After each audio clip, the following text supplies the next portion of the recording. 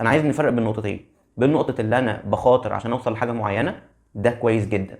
بس اكون حاطط في اعتباري إيه اللي ممكن يقع في الطريق، دي جزئيه. الجزئيه التانيه ان انا وانا بسعى اكون حاطط في دماغي ان ممكن اقع، انا احاول اعمل كل ما ليا من قوه عشان حاجه معينه، ان لو ما توفقتش فيها اشوف ايه واحد اتنين تلاته اللي ما توفقتش واحاول اعالجهم.